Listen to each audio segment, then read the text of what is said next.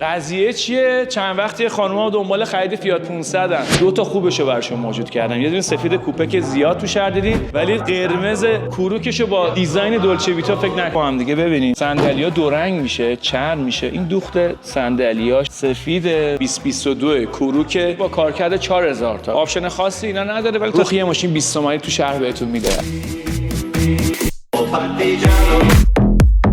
کوپش هم بخوام خدمتتون عرض کنم 2024 1700 تا کارکرد داره، سقف پانا رو داره، آپشن خاصی نداره، ولی تا دلتون بخواد نمک و اصالت داره.